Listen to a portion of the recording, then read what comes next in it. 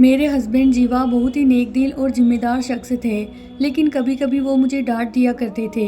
ये बात मुझे बुरी लगती थी। एक दिन की बात है, मैं सफाई करते करते उनकी अलमारी तक गई। सोचा कि फाइलों पर पड़ी धूल साफ कर दूं, जिससे मेरे हस्बैंड खुश हो जाएंगे। सफाई के दौरान मेरे हाथ से एक फाइल जमीन पर गिरी और उस फाइल से निकलकर एक कागज का टुकड़ा मेरी नज़रों के सामने आ गया। मैं उस कागज को उठाने ही वाली थी कि तभी मेरे पति जीवा ने मुझे रोक दिया। वो अपनी कुर्सी से तेजी से उठे और उस कागज को उठाकर फाइल में रख दिया और फाइल को अलमारी में बंद कर लॉक कर दिया। उनका यह बर्ताव मुझे इतना समझने के लिए काफी था कि वो मुझसे कोई गहरा राज छुपाना चाह रहे हैं। मुझे से भी रहा ना गया। मैंने कहा, क्या बात है जीवा, ऐसा क्या है उस कागज में जो तुम मुझसे इस कदर छुपा रहे हो।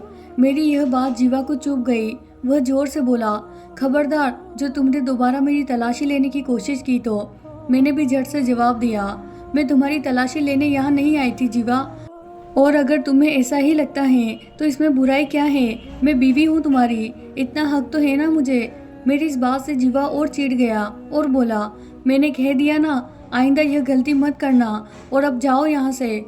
जीवा के इस तरह के बर्ताव से मुझे भी गुस्सा आ गया था। मैं बोली, मैंने क्या गलती है बताओ, तुम मेरे साथ ऐसा बर्ताव नहीं कर सकते जीवा। मेरी इस बात पर जीवा आग बबूला हो गया और बोला, देखो रानी, मुझे गुस्सा मत दिलाओ, वरना मुझे तुम्हें तलाक देने में भी देर नहीं लगेगी, समझी तुम। जीवा की इस धमकी से मैं तिलमिला गई। मैंने कहा, एक मामूली से कागज की वजह से तुम मुझे तलाक दे दोगे जीवा। जीवा ने जवाब दिया, हाँ, तुम नहीं सुधरी तो मैं तुम्हें तलाक दे दूंगा। जीवा का इस तरह का बर्ताव मुझे झेलने की आदत नहीं थी। आज तो जीवा ने हद कर दी थी। एक मामूली सी बात पर वो मुझे तलाक देने की बात कर रहा था। शाम होने तक मैंने भी तय कर लिया कि मैं इस आदमी के साथ जिंदगी नहीं बिता सकती। मैंने फ़ोन पर अपनी मम्मी से बात की और रोते हुए ने सब कुछ बता दिया। मम्मी ने कहा कि तुम कैसे भी उस घर में रात काट लो, सुबह तुम्हें लेने तुम्हारा छोटा भाई पहुंच जाएगा। शाम हो गई और सुबह से मैंने कुछ खाया नहीं था। रोजाना रात 9 बजे तक जीवा को खाना परोस देती थी, लेकिन आज मैं किचन की ओर गई ही नहीं। जैसे जैसे शाम ढल रही थी, वैसे वैसे मुझे लग रहा था कि जीवा आएगा और मुझसे सुबह के बर्ताव के लिए माफ़ी मांग लेगा। माफ़ी न सही, मेरे पास आकर प्यार से 2 मीठे बोल भी बोल देगा तो मैं पिघल जाऊंगी। लेकिन जीवा नहीं आया। खाने का वक्त हुआ तो उसने बाहर से खाना मंगवा लिया और खाने की टेबल पर बैठकर अकेला ही खा लिया। मैं उसके सामने से 3 बार गुजरी। इतना ही नहीं, मैं उसकी टेबल पर पानी रखने भी गई, लेकिन वह सिर नीचे किए बैठा रहा। जब वह खाना खा चुका तब मैं खुद को रोक नहीं पाई और उसके सामने जाकर खड़ी हो गई। तुम क्या चाहते हो जीवा? कुछ नहीं, बस यही कि अब मुझे तुम्हारी सूरत नहीं देखनी। उसकी यह बात मुझे तीर की तरह लगी थी। मैंने कहा, ठीक है, मैं कल सुबह यहाँ से चली जाऊंगी।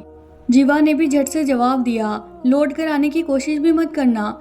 जीवा की यह बात सुनकर मैं तिलमिलाती हुई अपने कमरे में गई और रात भर रोती रही। सुबह सुबह ही मैंने अपना जरूरी सामान पैक कर लिया और मेरा भाई भी मुझे लेने घर पहुंच चुका था। जाते समय मैं जीवा के पास गई। वो कुर्सी पर बैठा सुबह से अखबार में खोया हुआ था। मैंने कहा, मैं जा रही हूँ जीवा। अखबार से मुंह हटाए बिना उसने कहा, ठीक है। इतना बोलकर जीवा फिर अखबार की सुर्खियों में खो गया। मेरा भाई जो कल तक जीवा पर जान छिड़कता था, जीवा ने उससे भी 2 शब्द बात करना मुनासिब ना समझा। मैं समझ गई कि जीवा को मेरी जरा सी परवाह नहीं। या तो वो किसी और के चक्कर में है या फिर वो ऐसा इसलिए कर रहा है ताकि मुझसे छुटकारा पा सके। मैं भारी मन से घर से निकल गई और अपने भाई के साथ मायके पहुंच गई। मम्मी और पापा को मेरे हालात से बहुत दुख हुआ, लेकिन वो जीवा को कोसने के अलावा और कर भी क्या सकते थे। मायके में मेरा एक दिन बीत गया। मैं जीवा के बर्ताव को भूल नहीं पा रही थी। उसने मेरे ज़मीर को झकझोर दिया था। जीवा से मेरी शादी को 3 साल हो गए थे। वो पहले ऐसा नहीं था। वो मुझसे बहुत प्यार करता था। जीवा में यह बदलाव अभी कुछ महीनों के अंदर आया था। सुबह ही जीवा का फ़ोन आ गया। वो अपनी गलती पर शर्मिंदा था, बार बार मुझसे माफ़ी मांग रहा था। उसकी इस बात से मैं भी पिघल गई। मैंने उसे माफ़ कर दिया। उसने मुझसे पूछा, घर कब आ रही हो? मैंने कहा, अब आ ही गई हूँ तो 2-3 दिन मम्मी पापा के साथ रहने दो, उसके बाद आऊँगी। जीवा ने कहा, 2-3 दिन नहीं, तुम पूरे 1 महीना वहाँ रहो, क्योंकि मैं कुछ समय के लिए विदेश जा रहा हूँ। अगले महीने लौटूंगा तो तुम्हें वापस बुला लूँगा। जीवा का फ़ोन कट गया, लेकिन उसकी इस बात से मैं और ज़्यादा परेशान हो गई। कल तक तो विदेश जाने की कोई बात नहीं थी, अब अचानक जीवा को विदेश जाना है। जीवा की यह बात मेरे शक को और गहरा कर रही थी। मुझे लगा कि जीवा मुझे मायके भेजना चाहता था, इसीलिए उसने कल मेरे साथ ऐसा बर्ताव किया। मायके में आए अभी 2 दिन नहीं बीते थे कि अगली सुबह फिर जीवा का कॉल आया। रानी, तुम 1 महीना वहाँ रहोगी तो तुम्हें काम करने में दिक्कत आएगी। मैं ऐसा करता हूँ कि 1 महीने के लिए काम वाले को तुम्हारे घर भेज देता हूँ। जीवा का फ़ोन कटने के बाद मेरी हैरानी और बढ़ गई। मैं अब समझ नहीं पा रही थी कि उसके दिमाग में आखिर चल क्या रहा है। अगले ही दिन एक 25 साल की औरत मेरे मायके में आ गई। उसे जीवा ने घर के काम के लिए भेजा था। कुछ ही दिनों में मुझे अंदाजा हुआ कि जिस औरत को जीवा ने मेरे घर भेजा था वो औरत कुछ ठीक नहीं थी। वो घर में ही रहती और सबसे नजरें बचाती हुई घर के अलग अलग कमरों में न जाने क्या ढूंढती करती। सबसे ज़्यादा वो मेरे भाई के कमरे में जाने की कोशिश करती। मेरा भाई शाम को घर से निकलता और देर रात वो घर लौटता। कुछ ही वक्त से मेरा भाई काम पर लगा था। उसकी हमेशा नाइट ड्यूटी ही रहती। इसी ड्यूटी से उसने घर के हालात बदल दिए थे। पहले घर में खाने के भी लाले पड़ा करते थे।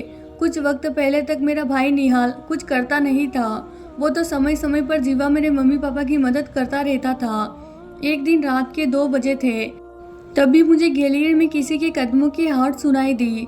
मैंने धीरे से खिड़की का पर्दा हटाकर देखा तो नौकरानी तेज कदमों से मेरे भाई के कमरे की ओर बढ़ी चली जा रही थी। मैं भी दबे कदमों से उसके पीछे पीछे गई। मैंने देखा कि वो मेरे भाई के रूम में दाखिल हो रही है। मैं छुपकर उसकी हरकतों पर नजर रखे हुए थी। तकरीबन 2 घंटे बाद वो मेरे भाई के कमरे से बाहर निकली और सीधे अपने कमरे में जाकर सो गई। सारी रात मैं यह सोचकर परेशान थी कि आखिर वह भाई के कमरे में क्यों गई थी। उसके पास भाई के रूम की चाबी कैसे आई? कहीं ऐसा तो नहीं कि चाबी मेरे भाई ने ही उसे दी हो और वो खुद रात को रंगरेलियां मनाने के लिए ड्यूटी से लौटकर घर आ जाता हो और नौकरानी के साथ समय बिताकर लौट जाता हो। अगली सुबह मैं सोकर उठी थी कि घर के दरवाजे पर मेरा पति जीवा खड़ा था। जीवा नारकोटिक्स डिपार्टमेंट में था। उसके साथ पूरी फोर्स थी। मैं जीवा को इस तरह अचानक घर में देखकर हैरान थी। वो मुझसे कुछ बोले बिना सीधे नौकरानी के पास गया और नौकरानी उसे लेकर निहाल के कमरे में गई। थोड़ी देर बाद जीवा मेरे पास आया और बोला, रानी, मुझे माफ़ करना, यह सब मैंने अपने फर्ज के लिए किया।